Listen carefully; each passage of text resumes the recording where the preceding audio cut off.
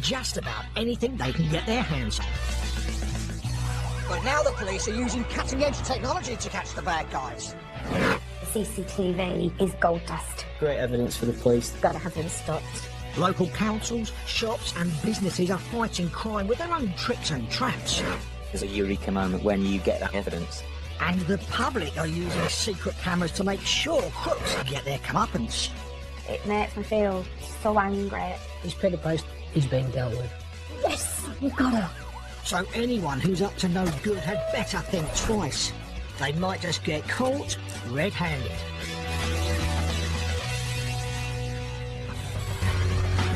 Today, Ramsey's small village shop is his pride and joy.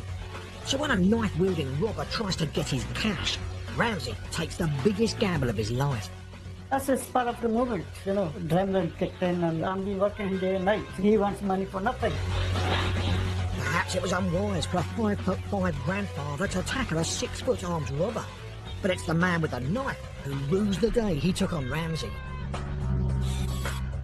Also today, businessman Paul discovers bundles of cash have been regularly stolen from his safe. I got all the lads downstairs and just said I've got one of the most difficult speeches I'm ever going to make to the staff. We've got a thief in the company. So he lays a high-tech trap for the culprit, but he simply isn't prepared for what it reveals. To be betrayed like that is very, very hurtful. And an ingenious plan to steal computers goes from bad to worse. This thief fancies himself as a cat burglar, but he needs to watch where he puts his paws.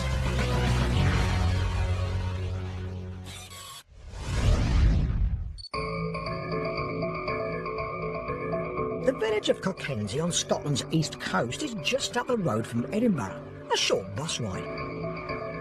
30 years ago, village store owner Ramsey used to make the journey daily as a driver for the bus company. I used to drive a 26 bus from Edinburgh. Then I seen this shop for sale. Ramsey was thrilled at the chance to buy the Cockenzie village shop and rushed back to tell his wife and daughter Sam. I remember my dad coming home and saying, I found an amazing place to stay. So of course he brought us down one day and it took our breath away. It was just picturesque, serene, calm, and I thought, yep, absolutely lovely. Since then, Ramsey has built the shop up, raised 3 children with his wife Rifat, and established himself at the heart of the Cockenzie community. Everybody knows Ramsey. Everybody. Cockenzie would be quiet, let's say, without Ramsey. He basically is one in a million. Everybody's beautiful in his eyes. Nothing is a problem for my dad, nothing whatsoever. Whole community is like one whole family. You know, we have been here about 30 years now. Customers, we've grew up with them. We went through their sicknesses, health, divorces, marriages, every part of life. But after 30 happy years in the shop, Ramsey's faith in human nature is suddenly tested to the limit by a violent robbery. It's just after 6 a.m. on a Sunday. In the morning, I opened my shop and I've done the papers, delivery papers. The store has CCTV cameras which also record sound. It isn't long before a customer comes in. He asked me for cigarette papers, asked him for his age, make sure he was over 18. Ramsey gets the cigarette papers, but then another man bursts into the shop. As soon as I opened the cash register, this other guy comes running in. The man crashes forward, knocking the displays and baskets on the counter. And grabs the till. He has a large knife and points it an inch from Ramsey's face. The customer runs out as the thief tries to grab cash from the till. I tried to close the till, but I couldn't close it because his hand was in it. Ramsey hangs onto the till for grim life and shouts at the top of his voice. That's the spur of the moment, you know. Adrenaline kicked in and I started to get very angry and I've been working day and night. He wants money for nothing. The 6-foot-tall robber towers over Ramsey, who's only 5'5". I'll stab you. He said, he's going to stab me. Give me the money, I'm going to stab you. But Ramsey ignores the warning and continues yelling. I thought if I shout, somebody from the street might hear me and come and give me a hand. But no one arrives to help, so Ramsey goes on the offensive, the opposite of what police would suggest. I don't know where I got the strength from, but I just grabbed his hood so he wouldn't stab me. It happened so fast, but to me it felt like hours and hours. I was trying to bang his head so he will be hurt and leave me alone. Ramsey manages to close the till. The frenzied attacker blindly waves his knife around, but doesn't harm Ramsey. Fortunately, I think he took a fright. Ramsey's brave resistance has worked. The armed robber decides to run away. He's managed to steal just £10. I was very, very angry, so I ran after him. But then I said, no, I'm not going out of the shop. Then after about 2 or 3 minutes, I composed myself and phoned the police. Somebody tried to rob me just about 2 minutes ago. The police arrive minutes later. At home nearby, Ramsey's daughter Sam is waking up to alerts on her phone and computer from friends who've seen the police at the shop. She rushes to see her father. I've got no shoes on, no top, no nothing. I'm just running basically. It was, oh God, 1,001 things going through my head.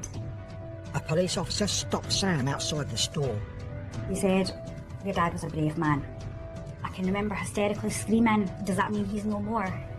And he's like, no, but we can't say anything at this point. It was just the worst day of my life. She was very worried and crying. I was worried that she will phone my wife. She might take a fright and something might happen to her. Ramsey notices Sam outside. So he comes to the door and he's a bit dazed. Me being me. Oh my God, what's happened to you? What's happened to you? I'm absolutely fine, I'm absolutely fine. Is your mum okay? Is your mum okay? Sam's sister arrives and they go inside. The shop was an absolute mess. Me and my sister, we look at each other and we're like, cameras. When they check the CCTV camera recording, they are distraught their dad was in such extreme danger. What we saw and how close the blade was, it was just awful. It's only money. His life was more important. But then when I think why he done it or how he must have felt at the moment, then I thought, yeah, very proud of him for doing what he done. I was being brave and silly at both at the same time. Silly because for a couple of pounds, your life is worth more than that. Brave because you have to protect your own property. If you're not brave, then anybody can trample you. The police assure Sam they'll catch the robber soon, but she wants to identify the man herself. She gives the footage to the officers and takes a copy home. My younger brother's here with the wee ones, and of course he's getting a bit hysterical here. I'm away to search in the streets and I goes, rather than doing this, I've got it on USB, why don't we put it on social media and we'll take it from there. Sam posts the footage online and she's stunned by what happens next. We had a massive response, which was very, very overwhelming, and I had the name within the first 3 minutes. Sam immediately calls the police and they arrest the prime suspect.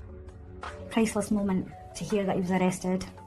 I was very proud of the police that they caught the culprit very quickly so he could commit no other crimes. In court, the arrested man pleaded guilty to robbery and assault. He was sentenced to 3 years and 2 months behind bars, with a further 2 years on licence. Ramsey hopes the man will change his ways. I was very sad, the young man ruining his life, because he can make better life for himself. And I don't want to see him go to prison all the time. I just want him to be a nice citizen of the community. Despite being shaken by the attack, Ramsey went straight back to work, and his faith in human nature has been quickly restored. Customers came in and had a wee banter with him. You're not going to hold us up, Ramsey, are you? A few people kind of got himself back to his normal self. I'm very grateful to the people of Cookenzie because they're very, very helpful to me and very supportive. And it's not just the locals who've been supportive. Because the footage was online, Ramsey received well-wishers' messages from all around the world. From America, from Canada, from Turkey. Some were former customers, some were people that had stayed here, some were relatives of relatives that are here. Unbelievable support. One of my customers, she phoned up from Sweden, and she was very worried about me. That makes me laugh. and makes me proud. I admire my dad. He's my hero. And I don't think I could ask for a better person to be my father. Say bye-bye.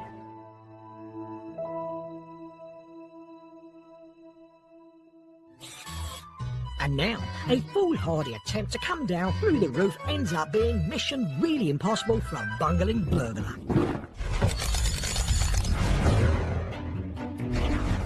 Breaking through a ceiling tile, this thief's lowering himself into a computer store. He's caught on camera, and as he's about to find out, he's also caught on a dangling cable. Guess you could call that a tripwire. Now, ironically, the only thing that doesn't come with wireless in this high-tech store is our thief's left shoe, and he struggles to untangle it. It's not like this in the movies.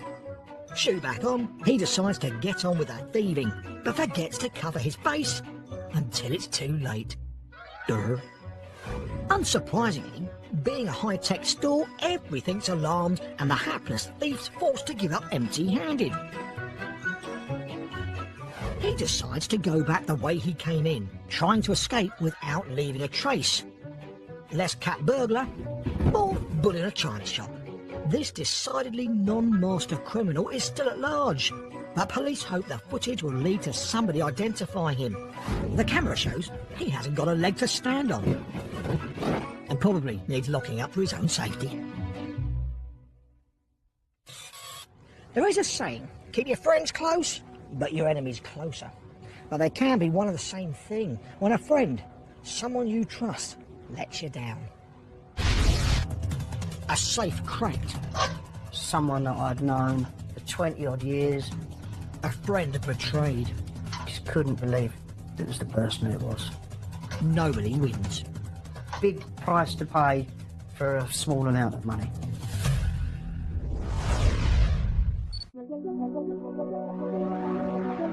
Stevenage in Hertfordshire.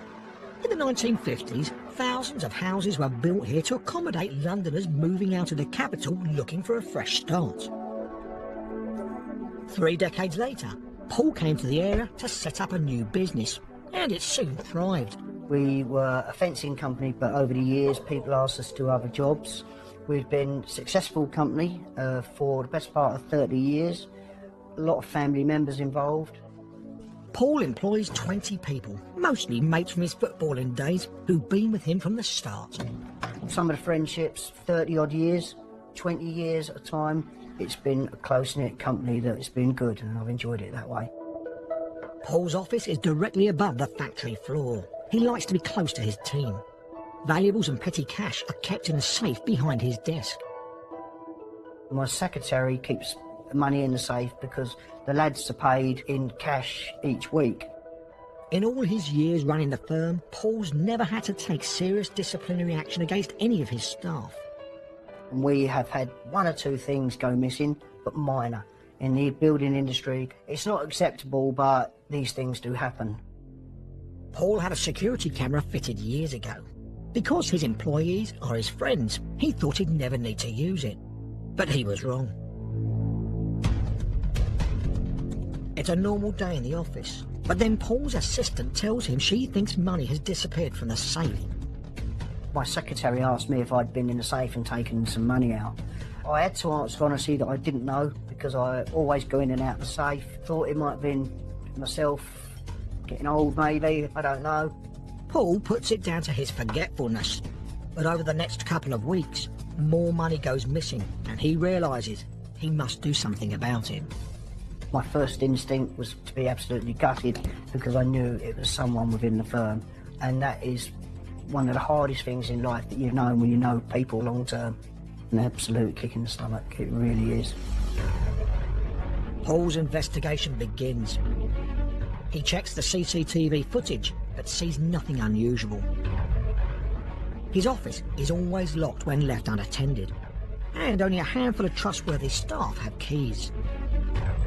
But then he remembers there's a spare key in the cutlery drawer. We'd hidden the key in case we'd forgotten any of our keys. Any thief could have found the key in the drawer, which explains how he gets into the office. But the safe has a combination code, and that's only known by Paul and his inner circle. The only way that they can find the number to the safe was to deliberately looked while it was being accessed by authorised members of staff. Paul's investigation has reached a dead end, but he's determined to find the thief. He made a phone call to a surveillance camera company who were absolutely superb, waited for the staff to leave, came early evening when the offices were all shut. The security expert suggests hiding a tiny spy camera in a box file. The guy drilled out the hole, fixed and installed the covert security camera, stuck it on the inside, documentation there to cover it up, straight onto the safe, and you would have never have known that camera was there within a million years. The state-of-the-art kit records footage whenever it senses motion. The trap was set, as simple as that. And within days, money goes missing again. Paul and his secretary get together to watch the spy camera footage. We're both wondering who it could be, because you're turning over who you think it was. We were both wrong. Paul is stunned. The thief is one of his oldest and closest friends. The man has entered his office wearing bright yellow rubber gloves to avoid leaving fingerprints. He goes straight to the petty cash box and takes out hundreds of pounds. Once he's pocketed the cash, the thief puts everything else back into the safe as he found it. The evidence couldn't be more clear-cut. Just couldn't believe it was the person who it was. Couldn't believe it. Someone that I'd known, played football with and against for 20-odd years. If he'd come to me and asked me for any financial help, it would have definitely been forthcoming. To be betrayed like that is very, very hurtful. Very, very hurtful. But the security camera recordings hold a further disturbing secret. When Paul watches the footage once more, he hears something that shocks him. When the light switch goes, you hear the light switch go. And then after that, you can hear him talking to someone.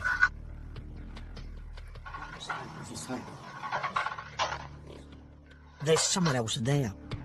The sound is nearly inaudible, but it seems like the thief is talking to an accomplice. Paul realises why there's never been any evidence recorded on the office security cameras. The CCTV cameras were switched off at the main power supply. They've been coming in, turning the CCTV off, doing the thefts, turning it back on again. Paul has no idea who the accomplice might be, but he's got the evidence he needs to confront the thief. I got all the lads downstairs and just said, I've got one of the most difficult decisions and speeches I'm ever going to make to the staff. We've got a thief in the company. And it hurts me to say it. But I said, the thing is, I know who the thief is. The thief knows who he is. I know he is. Because he's committed the crime wearing the loudest pair of yellow gloves you could ever know. I then looked at the gentleman in question and in industrial language told him to leave immediately, and I was going down to police. While Paul's giving a statement at the station, the thief hands himself in. He had no choice really, but he done probably the bravest thing rather than run away and not face what was coming to him. In court, the man admitted stealing. He was ordered to pay costs, compensation and fined. The accomplice was never identified. I don't think he is a bad person, I really don't. He just made one stupid decision and it's affected his life, his friendship. Such a shame.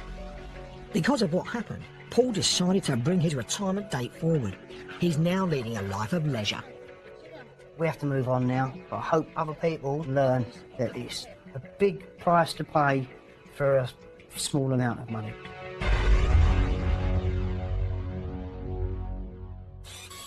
Security cameras can be highly effective, but they can also be turned off, faulty or damaged, so it's always good to have a backup plan, just in case.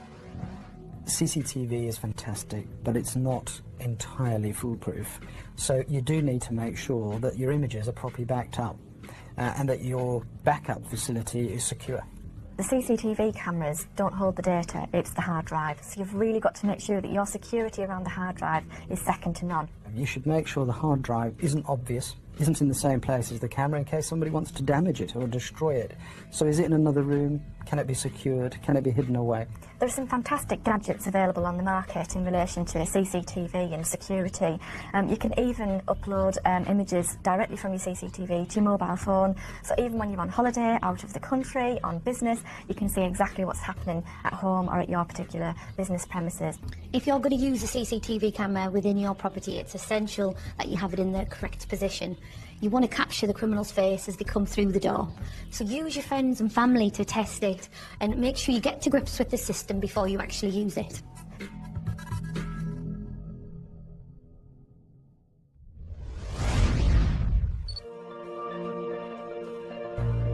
Portsmouth on the south coast, a major naval port and for many a sailor on shore leave, famous for its friendly pubs.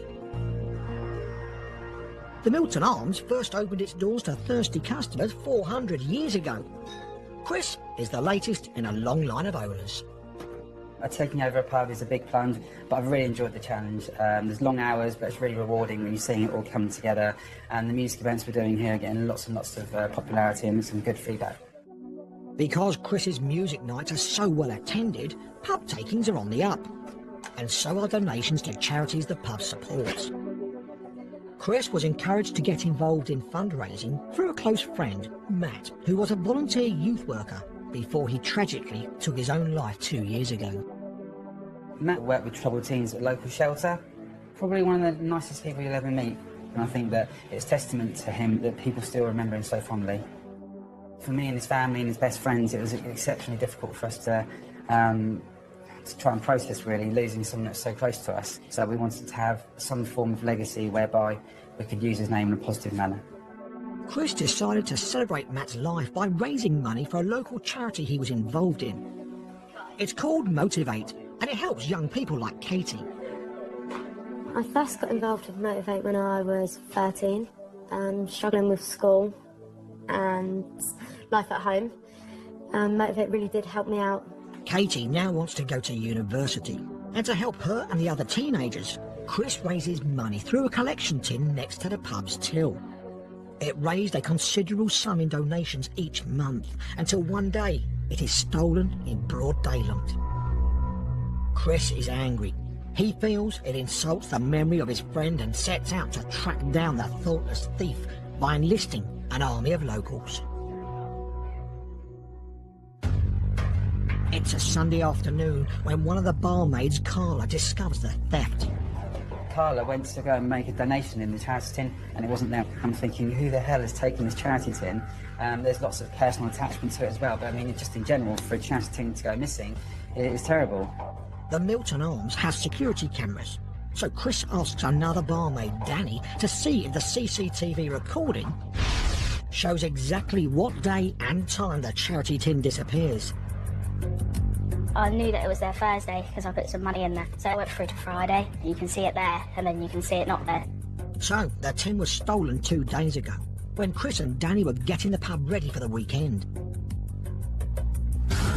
They go through that day's footage minute by minute. Just before the time the tin disappears, a customer who isn't a regular comes into the pub.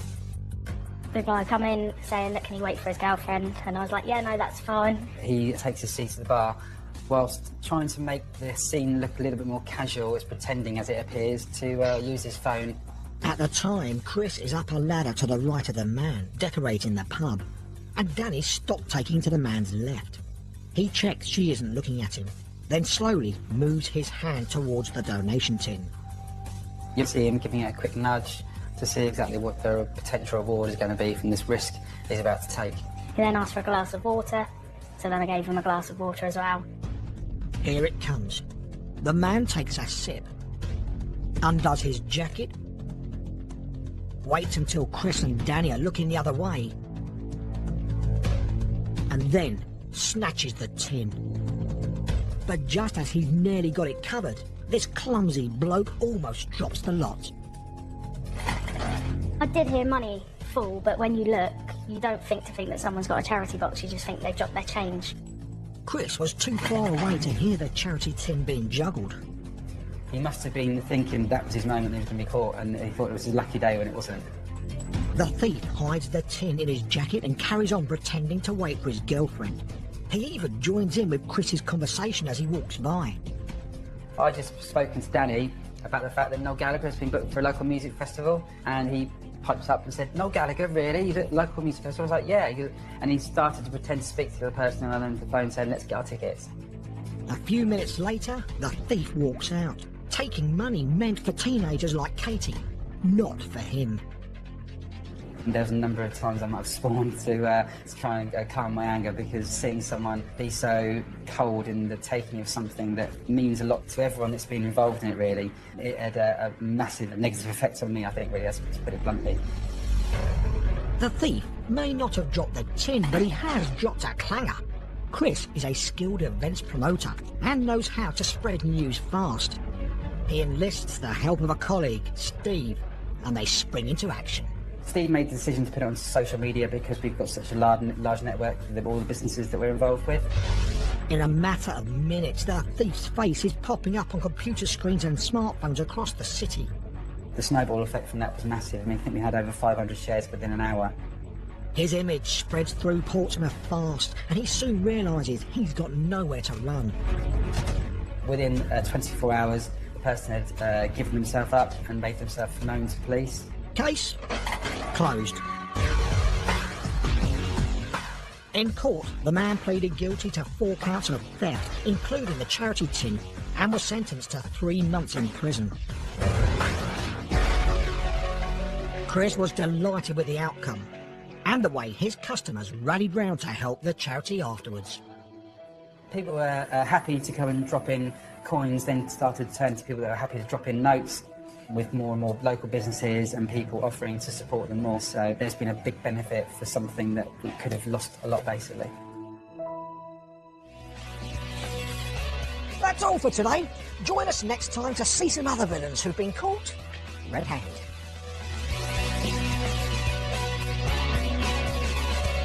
Another appointment to cook at 8 tonight as we set our timers for this week's Great British Bake Off. That's followed at 9 by the return of Argo as Michelle Keegan signs up for duty.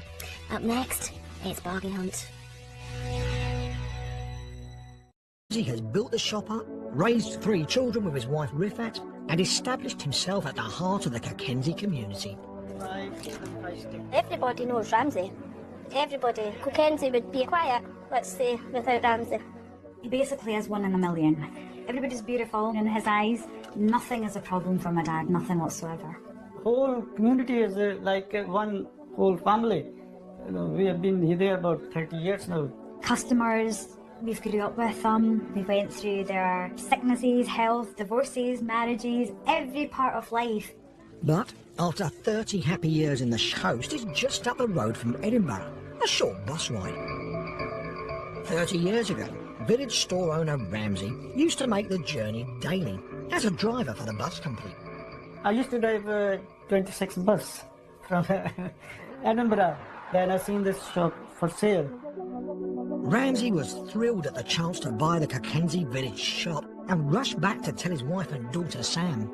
I remember my dad coming home and saying, I found an amazing place to stay. So of course he brought us down one day and it took our breath away. It was just picturesque, serene, calm, and I thought, yep, absolutely lovely. Since then, Today, Ramsey's small village shop is his pride and joy. So when a knife-wielding robber tries to get his cash, Ramsey takes the biggest gamble of his life. That's a part of the movement, you know. Adrenaline kicked in and I'm been working day and night. He wants money for nothing. Perhaps it was unwise for a 5'5" grandfather to tackle a 6-foot armed robber. But it's the man with the knife who rues the day he took on Ramsey. Also today, businessman Paul discovers bundles of cash have been regularly stolen from his safe. I've got all the lads downstairs and just said I've got one of the most difficult speeches I'm ever going to make to the staff. We've got a thief in the company. So he lays a high-tech trap for the culprit, but he simply isn't prepared for what it reveals. To be betrayed like that is very, very hurtful. And an ingenious plan to steal computers goes from bad to worse. This thief fancies himself as a cat burglar. but he needs to watch where he puts his paws.